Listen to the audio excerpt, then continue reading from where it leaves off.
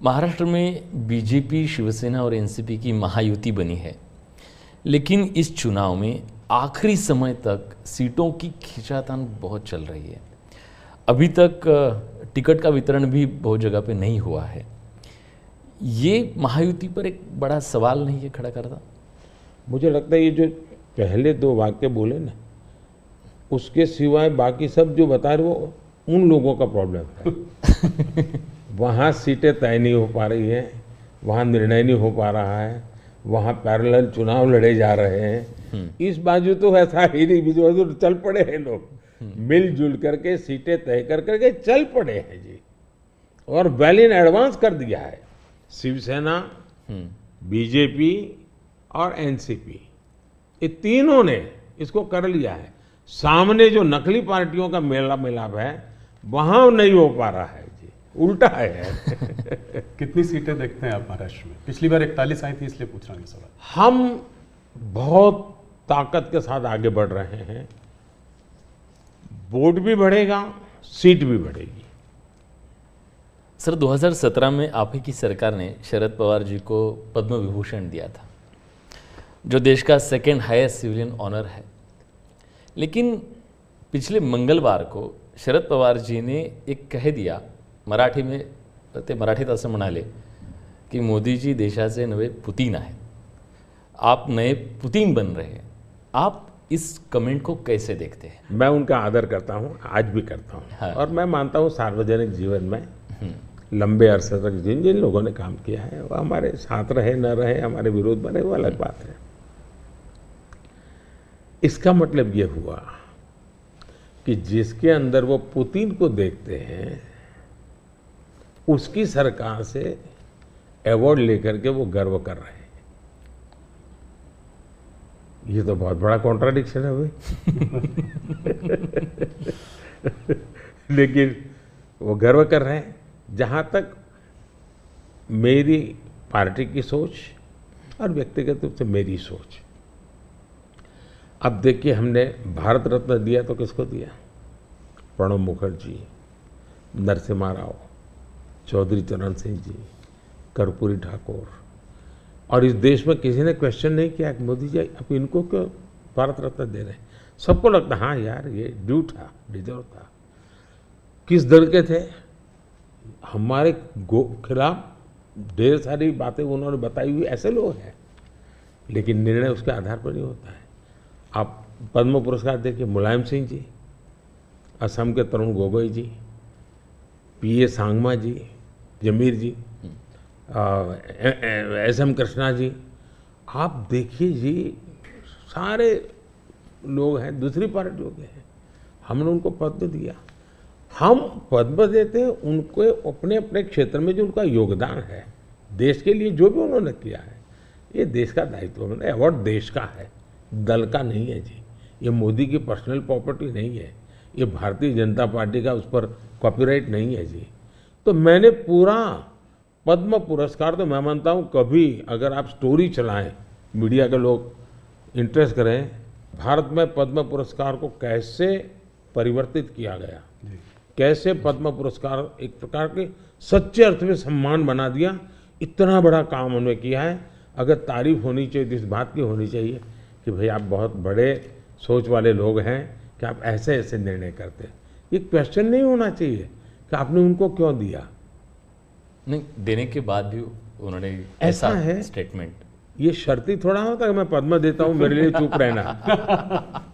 ये कोई एग्रीमेंट थोड़ा होता है, ये गिव एंड टेक फॉर्मूला नहीं है जी। मोदी जी, थोड़ी सी बात उत्तर प्रदेश की करते हैं। सबसे बड़ा प्रदेश है, 80 सीटें वहाँ से आ रही हैं। क्या इस बार आप लोग 2014 का रिकॉर्ड तोड़ पाएंगे? 71 सीट लाई थी बीजेपी, 73 एनडीए।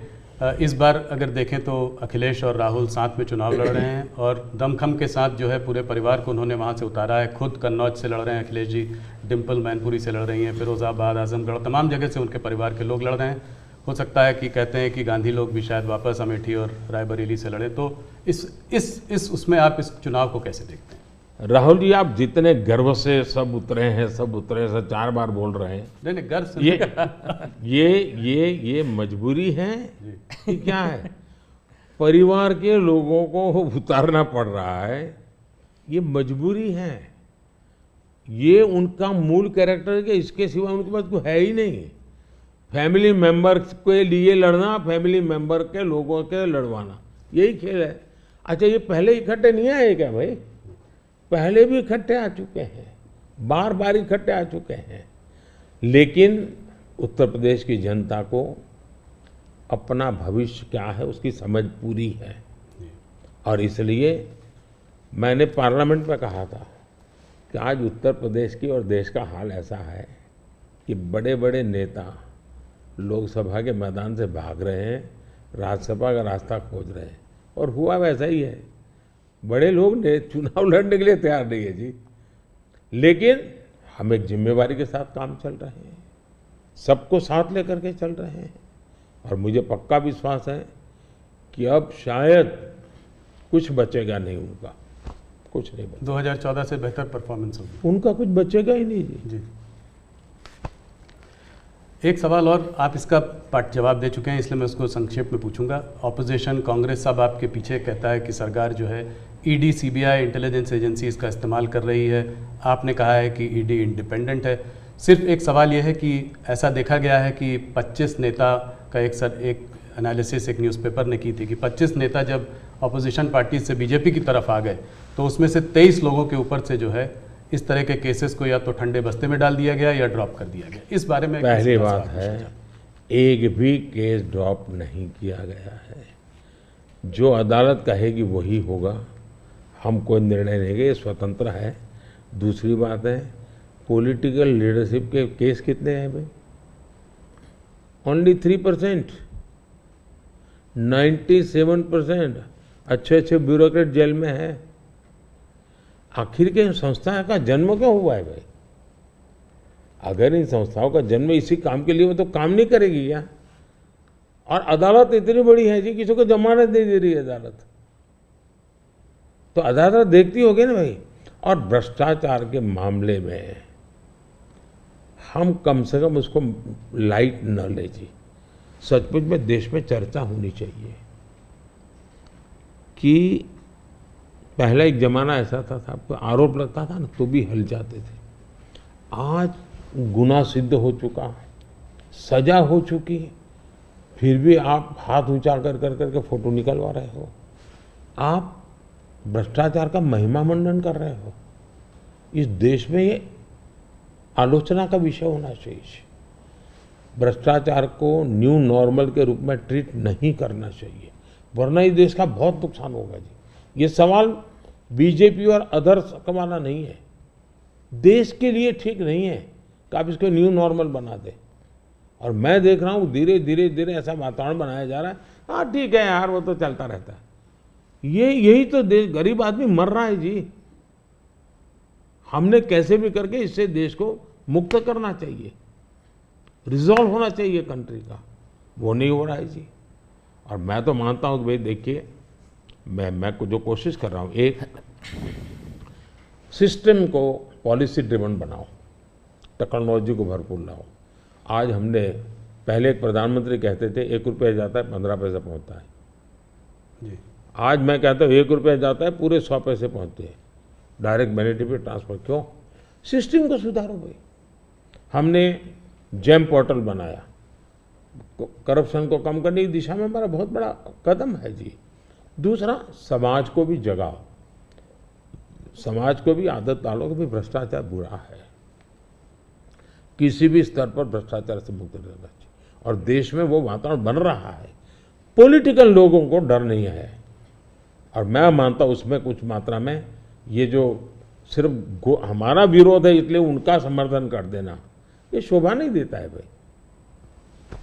आपने पिछले कार्यकाल में काफ़ी बड़े काम किए, आर्टिकल 370 को रद्द किया, सीएए को लेके आए, मगर ऑपोजिशन लीडर्स इस कैंपेन में सब कह रहे हैं कि अगर वो सरकार बनाएंगे तो इन सब को जो है सीएए को रिपील कर देंगे। ममता बनर्जी खास करके कह रही है सीएए को इम्प्लीमेंट नहीं होने देंगी। इसको आप कैसे देखते हैं? पहली बात है कि जिसको भारत का संविधान समझ है, जिसको भारत के फेडरल स्ट्रक्चर का पता है, किसके पास कौन काम है वो सब पता है, वो कभी ऐसी बात बोलेंगे नहीं, क्योंकि ये उनके अधिकार क्षेत्र का विषय ही नहीं है जी। अगर मोदी भी राज्य का मुख्यमंत्री होता है तो नहीं कर सकता है जी। जो भारत सरकार के विषय हैं वो भारत सरकार करेगी, जो राज्य सरकार के विषय होते हैं वो राज्य सरकार करेगी। लेकिन जनता को मूर्ख बनाने की फैशन हो गई है, जनता को अंधेरे में रखने, इसलिए वो कुछ भी बोलते रहते हैं। दूसरी बात है, मैं चैलेंज करता हूँ, कांग्रेस पार्टी कल प्रेस कॉन्फ्रेंस करके बता दे कि हम 370 वापस लाएंगे, क्योंकि 370 हटने के बाद ये लोग संविधान की इतनी बड़ी बातें करते हैं ना जी। बाबा साहब अम्बेडकर के नाम पर, हमको इतनी गालियाँ देते हैं। हिंदुस्तान में बाबा साहब अम्बेडकर का संविधान पूरे देश में लागू नहीं हुआ था। जम्मू कश्मीर में 70 साल तक भारत का संविधान नहीं लगा है। ये हमने आकर के भारत के संविधान, और वहाँ दलितों को पहली बार आरक्षण मिल रहा है जी। वाल्मीकि समाज वहाँ रहता है, वहाँ पहली बार आरक्षण मिल रहा है। ये सब क्या बातें करते हैं जी। और उनकी हिम्मत है क्या, वो प्रेस कॉन्फ्रेंस करके बोले कि हम 370 फिर से वापस लाएंगे। हिम्मत है तो कोई भी दल हिम्मत है तो आ जाए मैदान में।